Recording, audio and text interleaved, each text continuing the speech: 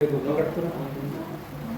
एक क्वेश्चन लिखो जो हम लोगों ने किया था उसी सीरीज का अगला क्वेश्चन है। लिखो आई small terrace of a football, small terrace of a football ground,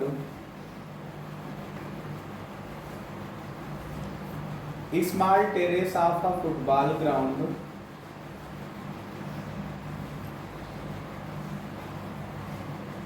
comprises of 15 steps, comprises of 15 steps, each of which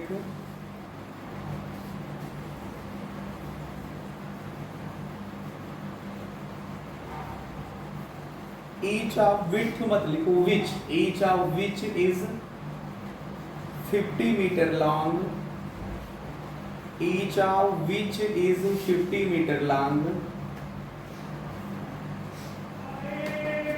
each of which is 15 meter long and built of a solid concrete, and built of solid concrete, and built of solid concrete, built of solid concrete. Each step has a rise of 1/4 meter. Each step has a rise of 1/4 meter. 1/4 meter. And a tread of TREAD, tread ना समझ में आया तो width लिख लो। ये standard English ना समझ में आया तो विड्थ लिख लो। विड्थ कितना है 1/2 मीटर फुल स्टॉप। इसके लिए फिगर दिया हुआ है। आप लोग जब आर.डी. शर्मा का page number, RD. Sharma book का पेज नंबर 253 ओपन करोगे तो उस पे मिल जाएगा। और अगर हिंदी मीडियम की बुक में देखना है तो बालाजी प्रकाशन की बुक है, उसमें जब लेसन ये आपका अरिथमेटिक प्रोग्रेशन समांतर श्रेणी समाप्त होगा उसके बाद में वहाँ पे एनसीईआरटी के जो है सॉल्व्ड क्वेश्चंस होते हैं, हल सहित उनका उत्तर होता है, उसमें भी ये क्वेश्चन आपको मिल जाएगा।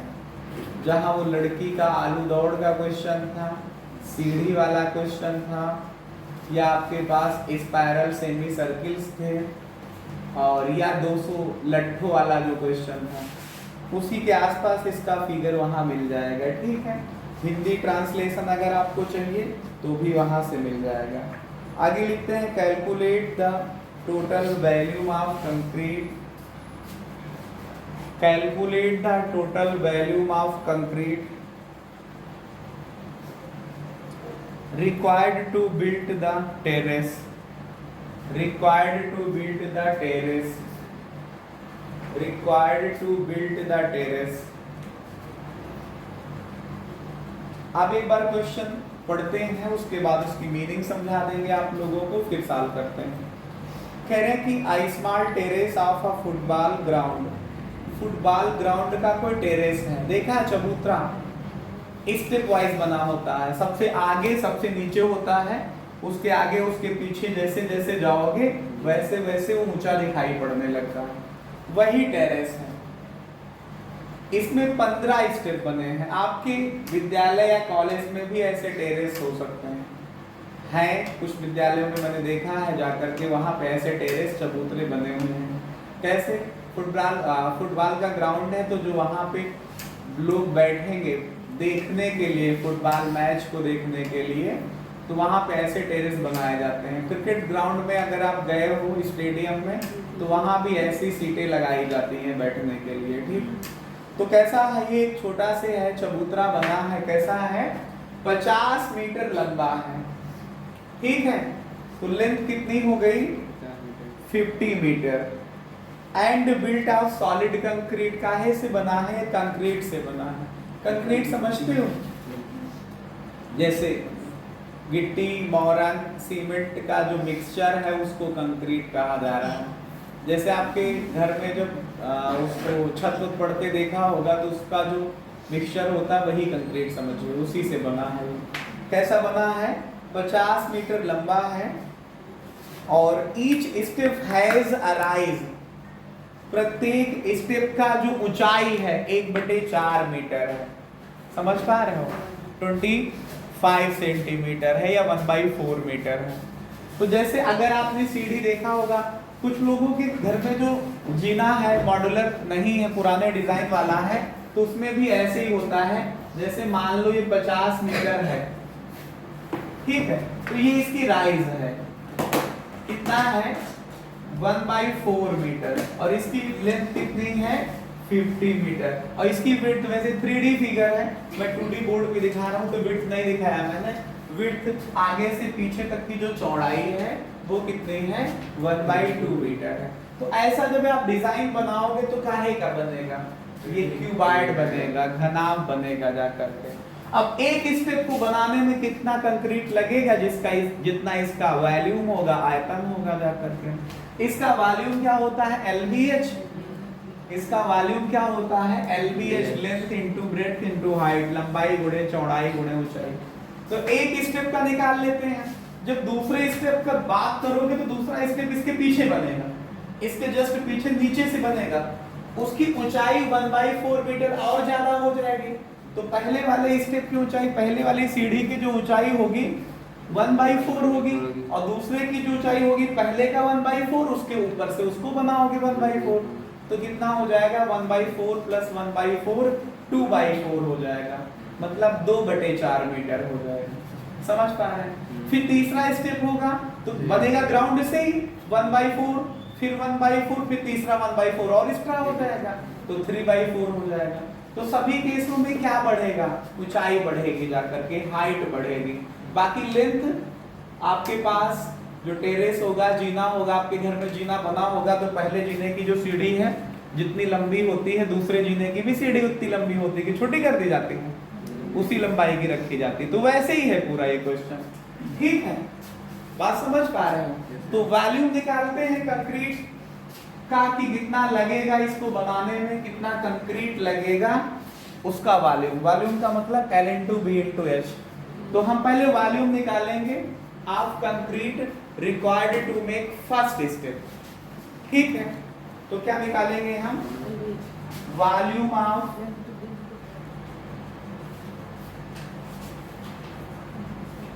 Concrete,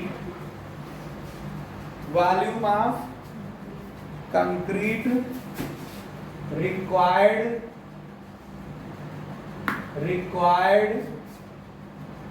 to make first step, first step, first step of football terrace, football terrace. कितना होगा? पहले स्टेप को बनाओगे तो कितना वॉल्यूम होगा कंक्रीट का? ये वॉल्यूम आपको पता है, कंक्रीट का थोड़ी कोई वॉल्यूम होगा, उसको जिस शेप में आप कन्वर्ट करोगे उसका वॉल्यूम जो होगा वही कंक्रीट का होता है। जैसे आपको पता है लिक्विड है, लिक्विड का अपना कोई वॉल्यूम नहीं होता है, जिस बर्तन में आप उसको रखोगे उसका जो वॉल्यूम होगा जाकर के उसी का वॉल्यूम वो ऑक्युपाई कर लेता है, ग्रहण कर लेता है जाकर के। मतलब कहने का ये है मतलब कि उसका कोई स्पेशल शेप नहीं होता है। वॉल्यूम तो जितना है वो मान लो हो ही सकता है, लेकिन शेप जब पता नहीं है तो जिस बर्तन में, जिस पॉट में इसको रखोगे जाकर के उसका जो वॉल्यूम होगा उसी का वॉल्यूम के इक्वल जो लिक्विड होगा उसका वॉल्यूम हो जाएगा। कहोगे सर ये तो लिक्विड का, आप तो सॉलिड की बात कर रहे थे। जब ये फुटबॉल का टेरेस बनाया जाएगा तो सॉलिड शेप में कंक्रीट नहीं होगा, मैंने कहा ना, औरन, गिट्टी, सीमेंट, पानी, इसका घोल होता जाकर के। थोड़ा से बहुत ज्यादा सॉलिड नहीं रखते, उसको गीला ही रखते हैं जाकर के। उसके बाद जैसे उसको जिस शेप में कन्वर्ट करना है उसी में उसको डाल दोगे तो अपने आप उसी शेप में वो कन्वर्ट हो जाता है। समझते हो?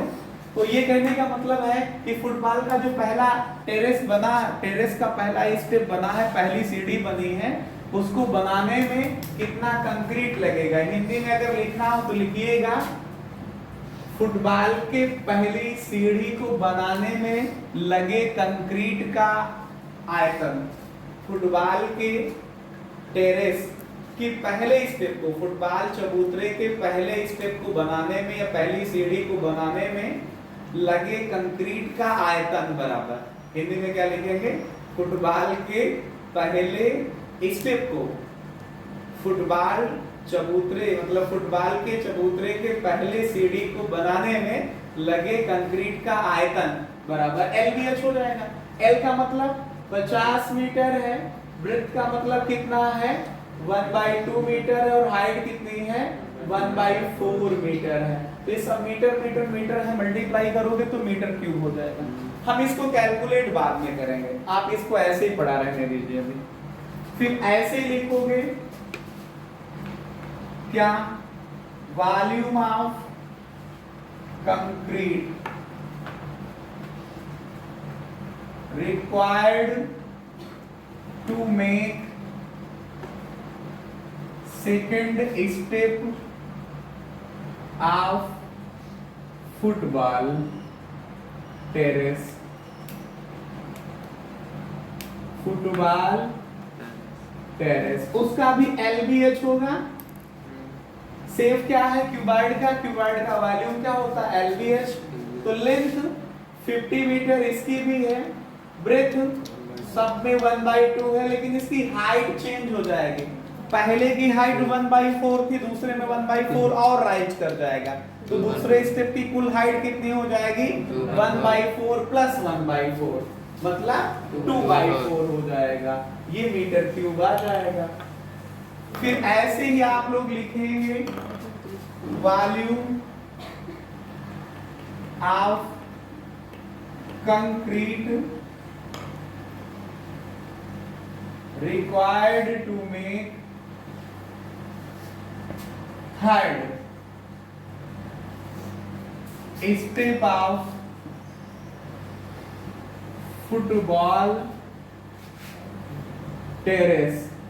क्या होगा, ये भी LBH होगा, L 50 है, ब्रेथ 1/2 है, और हाइट इसमें 1/4 और ऐड हो जाएगा।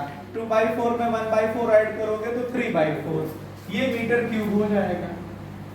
ऐसे 15 स्टेप का निकाल सकते हो, और सबको ऐड कर लेंगे तो टोटल निकल आएगा। तो आप इसको कंटिन्यू ऐसे आप कर सकते हो, ठीक है। कहां तक, 15 तक।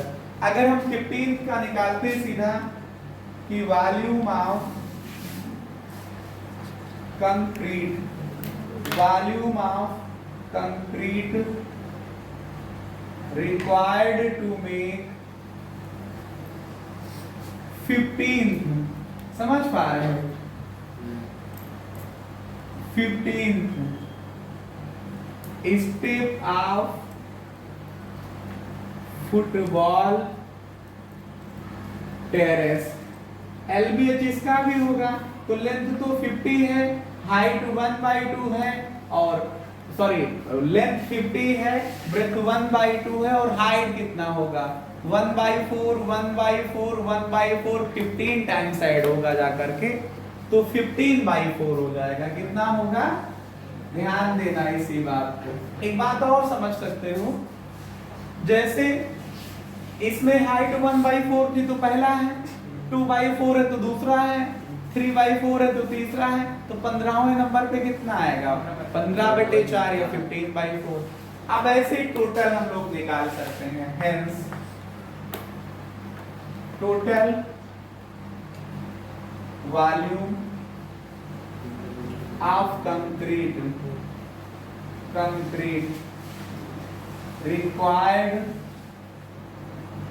required to make such football terrace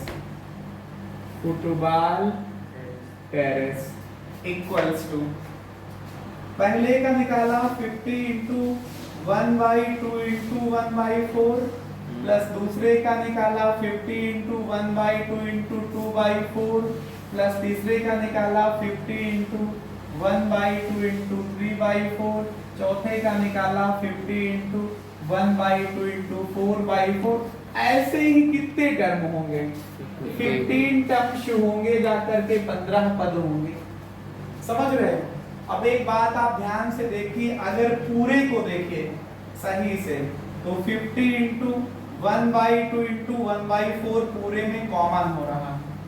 पहले को जब इससे इसमें कॉमन लोगे तो इसमें कुछ नहीं, 1 बचेगा। इस वाले में कितना बचेगा? 2 बचेगा।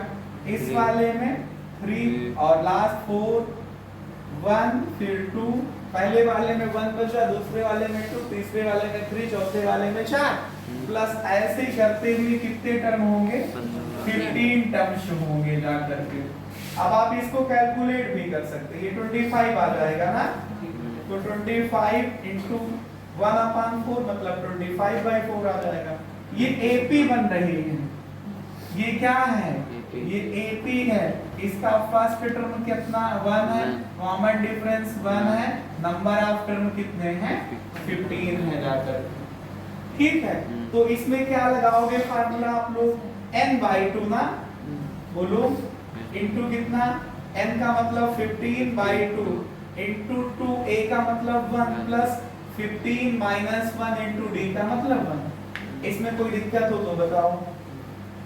यह है आपके पास 25/4 गुणे 15/2, ये आएगा 2, और ये 14 को 1 से गुणा करोगे 14 और 2 जोड़ दे तो 16 लिख दे क्या सीधा? ये 4 चौके 16 4 आ जाएगा, इससे इसको कैंसिल कर दोगे तो 2 आ जाएगा। तो कितना आएगा? 25 गुणे 15 गुणे 2 आ जाएगा हमारे पास 15 दूनी 30, 30 को 25 से गुणा करोगे 75 जीरो मतलब 750 मीटर क्यूब, क्योंकि पूरी वैल्यू मीटर क्यूब में थी तो फाइनल आंसर क्या आएगा? Metre cube. मतलब 750 मीटर क्यूब वॉल्यूम होगा कंक्रीट को, जो इसको बनाने में लगेगा जाकर के। ठीक है, तो इस तरह से आपके पास ये इंपॉर्टेंट क्वेश्चंस था, मैंने इसको कराया है। आप लोग इसको करेंगे क्या? इसको 2 बार 3 बार 4 बार प्रैक्टिस कर लेंगे। ये बोर्ड एग्जाम के लिए इंपॉर्टेंट है, बोर्ड में ये क्वेश्चन आ सकता है। ठीक है, जो अरिथमेटिक प्रोग्रेशन के हम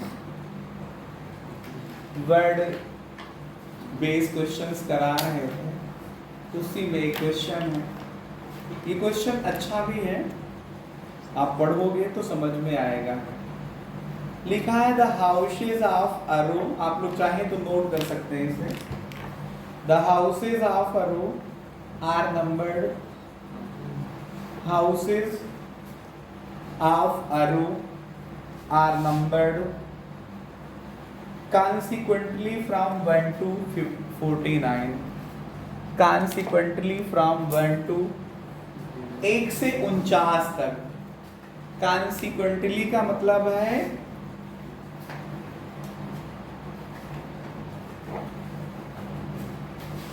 from 1 to 49, मतलब एक रो में, एक लाइन से, एक पंक्ति में घर बने हुए हैं। जब आप किसी बड़े शहर में पहुंचो, जैसे लखनऊ चले जाओ आप, तो वहां पे जो एरिया डिवाइड होता है, जैसे मान लो आप जानकीपुरम पहुंच गए, तो वहां जानकीपुरम में जो है उसमें ब्लॉक बने हुए हैं, A block, B block, C block, D block. उन ब्लॉक में जो है हाउस नंबर डिवाइड होता है, 1 से लेकर के 200 300 400 ऐसे घर बने होते हैं वो। लेकिन यहाँ पे जो क्वेश्चन है उसी टाइप का है कि एक पंक्ति है, एक रो है, ठीक है, उसमें घर बने हुए हैं, और जो घर का नंबर है, मकान नंबर जिसे आप कहते हो, वो कितना है? पहले का 1 है, दूसरे का 2 है, तीसरे का 3 है, 4 है, 5, ऐसे 49 तक है। मतलब हाउस नंबर 1 बोल सकते हो, H1, हाउस नंबर 2 को H2 कह सकते हो समझने के लिए, H3, H4, H5, H6, H7, H8 ऐसे H49 तक है। ये है पहली लाइन का मतलब। फिर लिखा है so that there is a value of x such that, so that SHOW दिखाइए कि so that there is a value of x such that,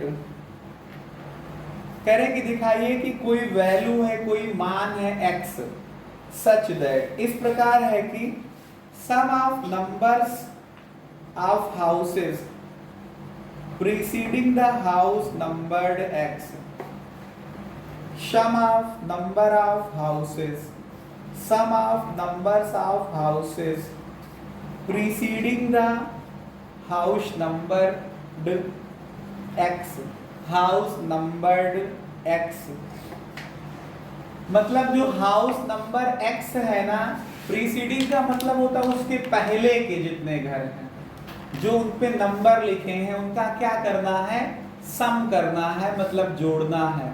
मतलब कोई जैसे मकान नंबर 1 से लेके 49 तक है, H1 H2 H3 H4 ऐसे H49 तक है, तो उसी बीच में कोई नंबर x है। अब वही x को ही ढूंढना कि कौन ऐसा है कि जिसके पहले वाले जो घर हैं उनके नंबर को जोड़ा जाए। जैसे पहला घर 1 हुआ, दूसरे का नंबर 2 हुआ, तीसरे का 3 हुआ, चौथे का 4 हुआ, इन सबको जोड़ा जाए तो इक्वल आता है, is equal to the sum of number of houses, sum of number of houses, sum of number of houses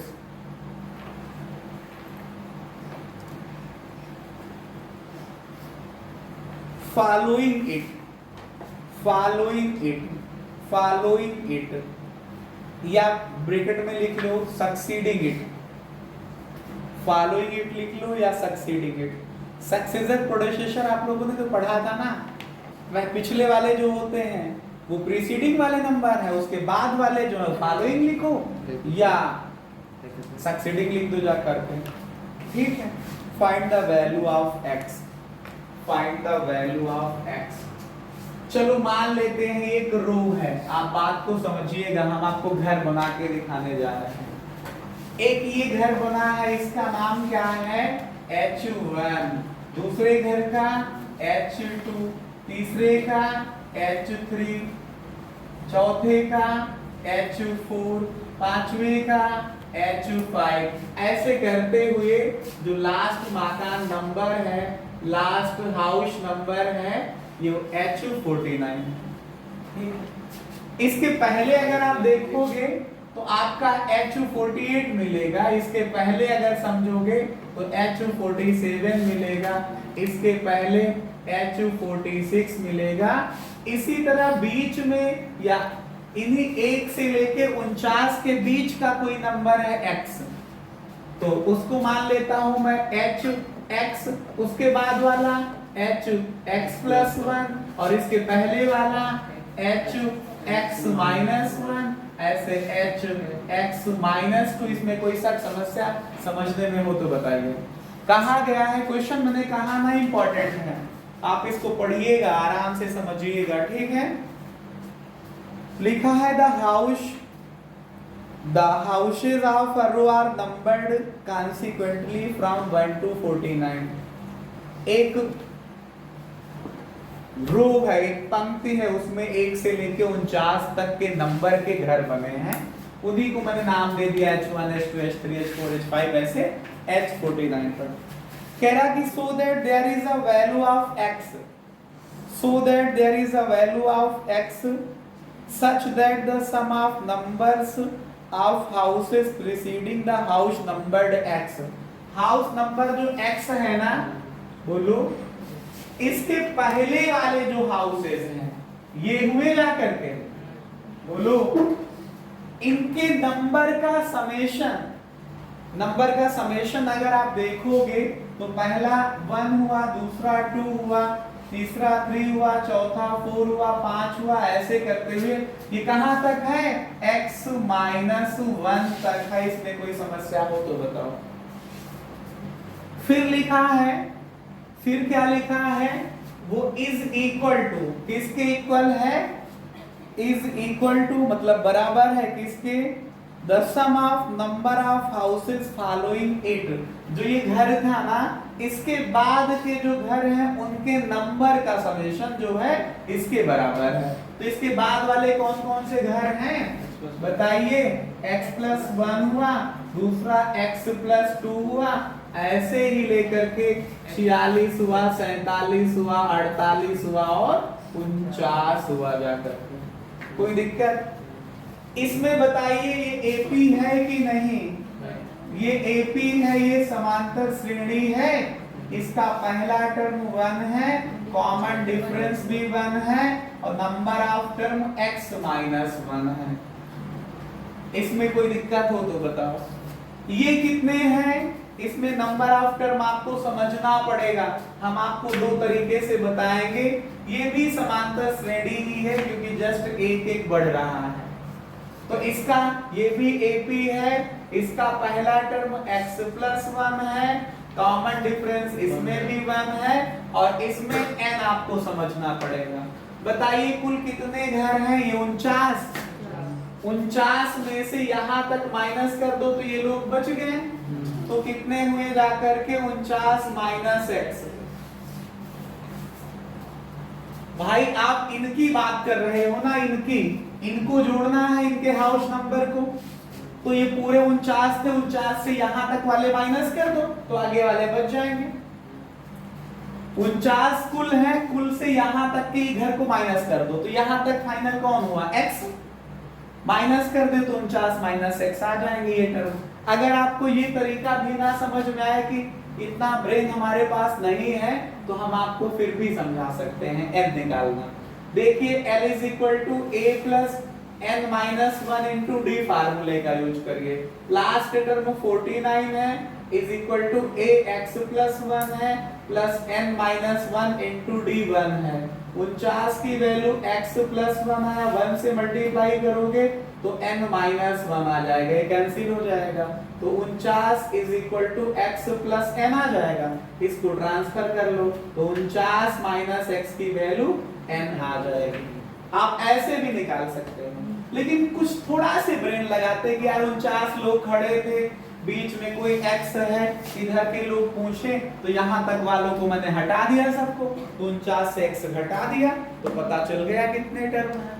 ये बात समझ में आई? इसके टर्म कंफर्म हो गए हैं सबको। फिर मैं आगे क्वेश्चन को समझाता हूँ। इसको आप चाहें तो अलग से नोट कर लीजिएगा, फिलहाल मैं मिटा दूंगा। आप इसका स्क्रीन ले लीजिएगा, फिर इसको नोट डाउन कर लीजिएगा। देखिए अब इसमें AP का n टर्म के समेशन वाला फार्मूला लगाओ तो क्या होता है? n by 2। बोलो क्या होता है? n by 2। तो n का मतलब x माइनस 1 है बाई 2 इंटू फर्स्ट टर्म हो प्लस लास्ट टर्म जब पता हो तो आप इसी फार्मूले को लगाया करो, a plus l, n by 2 into a plus l। जब आपको पहला पता है, अंतिम पता है तो ये लगा दो, कोई दिक्कत नहीं।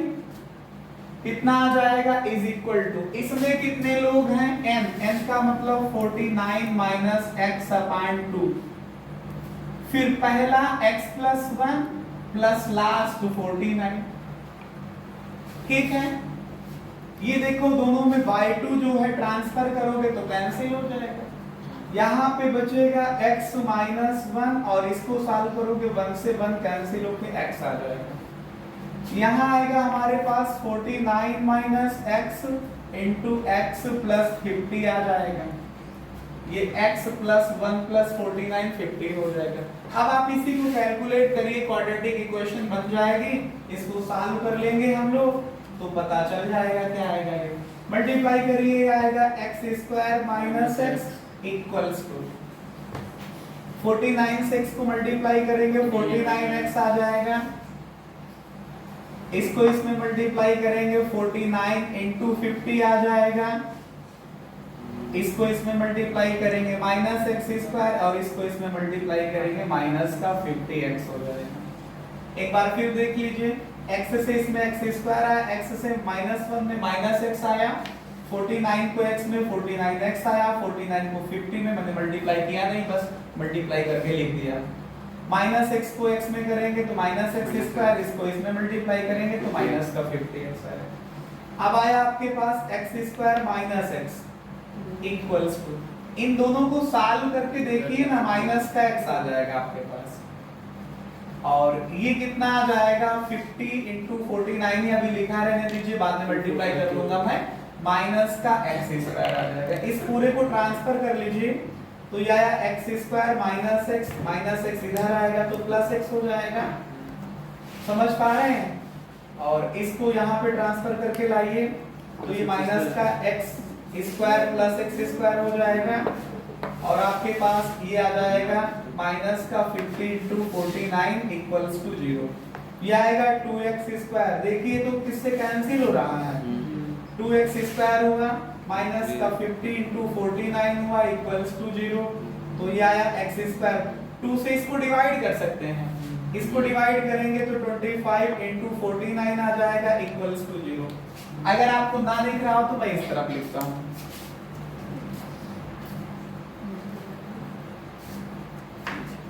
ये देखिए इस तरफ मैं लिखने जा रहा हूँ, ये हमारे पास इसको ट्रांसफर कर रहा हूँ मैं, तो एक्स स्क्वायर माइनस एक्स था, माइनस एक्स इधर से उस तरफ गया तो प्लस का एक्स हो गया, माइनस एक्स स्क्वायर उस तरफ गया तो प्लस एक्स स्क्वायर हो गया, और इधर कितना आया 50 into 49 equals to 0। X square plus में ऐड करोगे तो 2x स्क्वायर, ये प्लस माइनस में इक्वल वैल्यू कैंसिल हो जाएगी, माइनस का 50 इंटू 49 इक्वल्स टू 0। पूरे को 2 से आप डिवाइड कर सकते हैं, ठीक है। तो x स्क्वायर आपके पास आ जाएगा माइनस का 25 इंटू 49 इक्वल्स टू 0। यहाँ से तो क्वाड्रेटिक इक्वेशन बन गया, समझ पा रहे हैं। ये तो फैक्टर है 5 इंटू 7 का होल स्क्वायर लिखा है, बोलो 25 जो है 5 का स्क्वायर हुआ, 49 जो हुआ 7 का स्क्वायर हुआ। तो a square minus b square का फार्मूला लगा दूं क्या, पहले ब्रैकेट में ये प्लस हो जाएगा और दूसरे में ये माइनस हो जाएगा। इसको 0 लेंगे तो ये x प्लस 5 इंटू 7 की वैल्यू 0 और x माइनस 5 इंटू 7 की वैल्यू 0। तो x की वैल्यू यहाँ से निकालोगे तो माइनस का 35 आ जाएगा और x की वैल्यू यहाँ से 5 सत्ते 35 प्लस का आ जाएगा। एक बात हम आपको बता दें, x की वैल्यू माइनस में 35 संभव नहीं है क्योंकि नंबरिंग 1 से लेके 49 तक की, तो माइनस वाला तो पॉसिबल नहीं होगा। तो क्या पॉसिबल होगा, क्या संभव वैल्यू होगी, x की वैल्यू 35 होगी। हेंस आता है value of x is equal to 35, यही आपका आंसर हो जाएगा, ठीक है। मतलब ये हुआ कि जो 1 से लेके 49 तक घरों का नंबरिंग थी ना, अगर वहां पे 1 से लेके 34 तक को जोड़ोगे तो बराबर आएगा 35 के बाद, मतलब 36 से लेके 49 तक जोड़ोगे तो उसके, ठीक है। इसको सॉल्व कर लीजिए।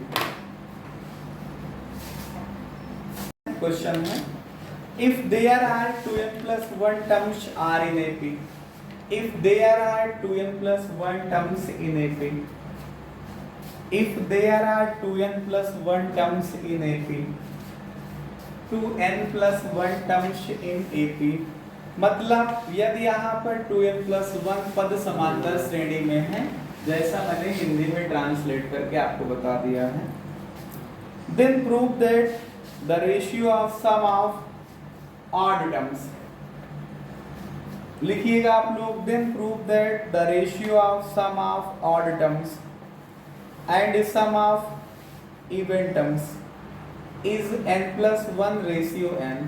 फिर से सुनिए, then prove that the ratio of sum of odd terms, then prove that the ratio of sum of odd terms and the sum of even terms is n plus 1 ratio n। Hindi में बोले तो तब सिद्ध कीजिए कि विषम पदों के योग व सम पदों के योग का जो अनुपात है वो n plus 1 अनुपात n है। ये क्वेश्चन इंपॉर्टेंट है आपको समझने के लिए, क्योंकि पहली बार इसने कहा है सम पद और विषम पद के बारे में। एक बात समझ लीजिए, पहले समांतर श्रेणी का ना तो पहला टर्म आपको पता है और ना ही कॉमन डिफरेंस सर्वांतर पता है। तो जब भी इस तरह का क्वेश्चन आएगा तो आप सबसे पहले क्या बात करेंगे कि पहला टर्म हमको पता होना चाहिए और कॉमन डिफरेंस सर्वांतर पता होना चाहिए। तो पहली लाइन में लिखेंगे हम लोग सॉल्यूशन इसका हल क्या होगा वो लिखेंगे हम कि प्रश्न को कैसे हल करेंगे। लिखेंगे लेट, क्या लेट करेंगे, there are 2n+1 terms in AP. माना 2n+1 पद समांतर श्रेणी में है। हिंदी में लिखना हो तो लिख लीजिएगा, माना 2n+1 पद समांतर श्रेणी में है। बस इतना है, बाकी दो हिंदी दो इंग्लिश। स्टार्ट है आपका मैथमेटिक्स। क्या है मैथमेटिक्स में, क्वेश्चन को समझिएगा, एक शब्द और लिखिएगा, फर्स्ट टर्म। फर्स्ट टर्म पहला पद क्या है, ए है, और कॉमन डिफरेंस, जो कॉमन डिफरेंस है इसको सर्वांतर कहते हैं। ये क्या है, डी है। ये क्या है, डी है। ठीक है, कॉमन डिफरेंस कितना है, डी के इक्वल है। इसमें कोई दिक्कत। अब एक बात थोड़ी सी समझ लीजिए कि जो ये 2n+1 पद लिखे हैं, इनमें से कौन से टर्म सम वाले हैं, कौन से विषम हैं।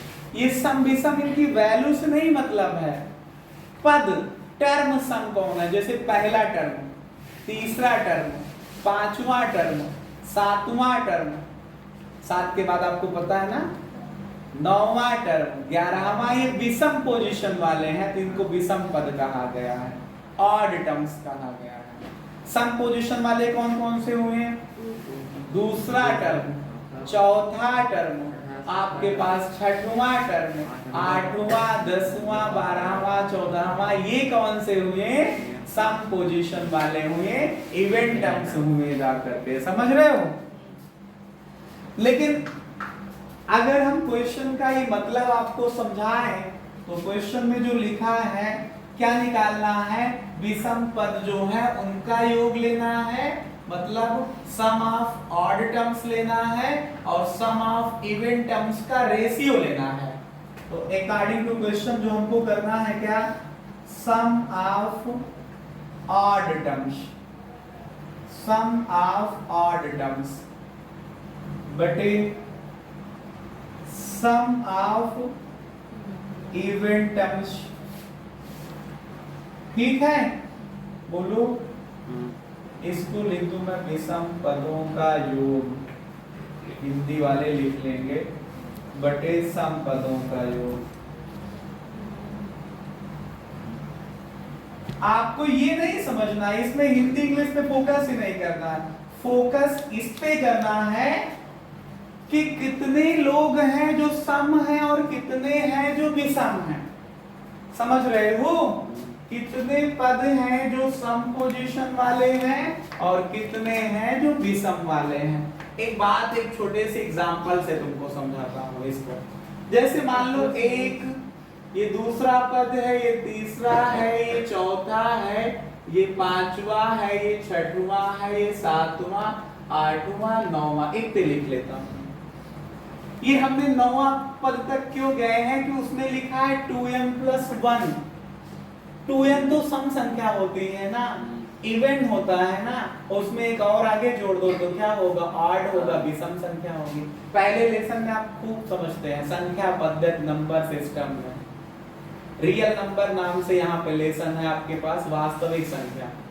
उसमें पढ़ते हैं कि कोई भी अगर टर्म है 2n+1 के फॉर्म का है तो वो विषम होगा जाकर के। तो जो 2n+1 है वो क्या होगा, विषम होगा। इसी वजह से मैंने 9 तक आपको समझाने का प्रयास किया है। अगर आप इसको देखिए तो 1, 2, 3, 4 और ये 5 है, कौन है, विषम पोजीशन पे। तो आपको पता है ये 5 कैसे पता चला, जितना ये लास्ट में लिखा है इसमें एक जोड़ करके 2 से भाग कर लीजिए। ठीक है, तो 2n था, 2n+1 था, इसमें एक जोड़िए और 2 से भाग करिए तो n+1 आ जाएगा। अब आपको जब एक पता चल गया कि विषम वाले इतने लोग हैं तो उनको माइनस कर लीजिए, कुल से सम वाले निकल आएंगे। जैसे ये और ये, दूसरा, चौथा, छठवां और आठवां, 4 लोग हुए। ये किस पोजीशन पे हैं? सम वाली पोजीशन पे है। या ऐसे मैं कहता सर 9 लोगों में से इवन आड वाले जो है ये 5 हमको माइनस करें तो 4 ही तो बचे। और अगर इस तरह से भी आपको गणित ना समझ में आए तो इसको हमेशा आधा करने का प्रयास करें। जब भी पद दिए हो, जैसे किसी ने कहा कि 200 लोग हैं, बताइए बैठे हैं, अगर किसी एक पंक्ति में एक रो में तो कौन कितने लोग सम पोजीशन पे हैं, कितने विषम पे हैं, तो उसको 2 से तुरंत डिवाइड करिए। 2n+1 था, 2 से आप डिवाइड करोगे तो 2n/2 + 1/2 ये कितना आ जाएगा? n+0.5 आएगा। तो n से ज्यादा 1 होगा क्योंकि 0.5 तो हो नहीं सकता है, तो n+1 हो गया, समझे। और जब आपको पता चल गया विषम पद तो सम पद पता चल सकते हैं, ठीक। तो ये क्या आएगा?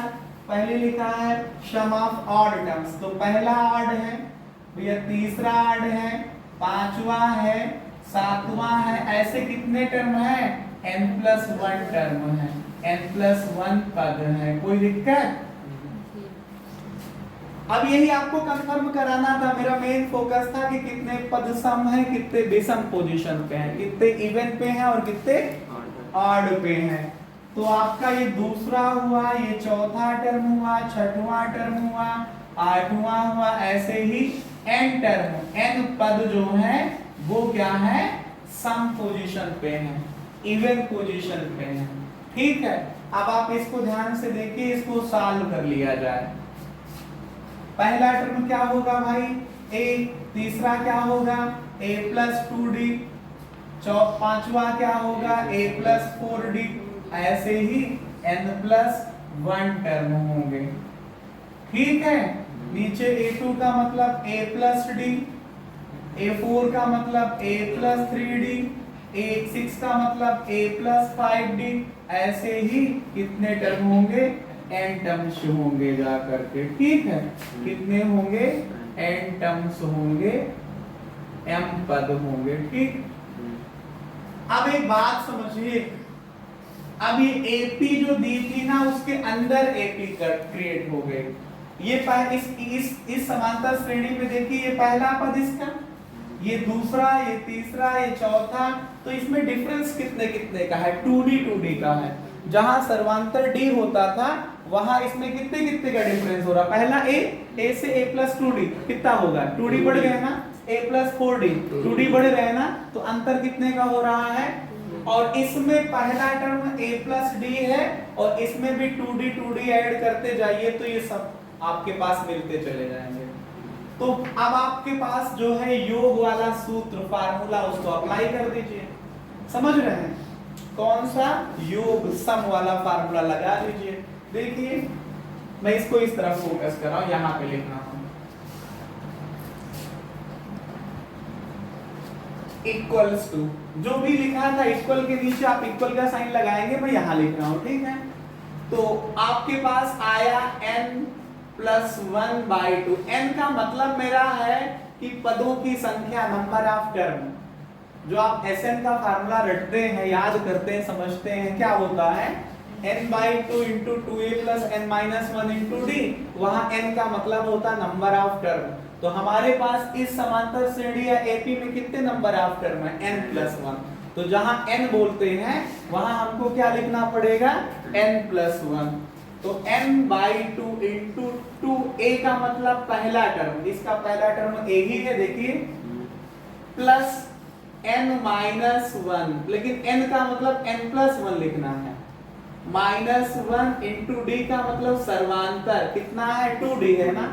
नीचे आइए, इसमें ऐड का फार्मूला लगाइए, n पदों के योग का सूत्र लगाइए तो आएगा n/2। यहाँ n का मतलब n ही है, इंटू कितना? 2a का मतलब a+ का d है। पहला टर्म क्या है? a+ का d है, इंटू कितना? n-1, इंटू डिफरेंस कितने कितने का है? 2d का है। देखिए ये बटे का 2 इसके बटे के 2 को कैंसिल कर देगा, ऊपर बचा कितना? n+1 इसको ब्रैकेट वाले को सॉल्व करो तो आया 2a प्लस ये 1 से 1 कैंसिल हो जाएगा, प्लस का आएगा 2nd।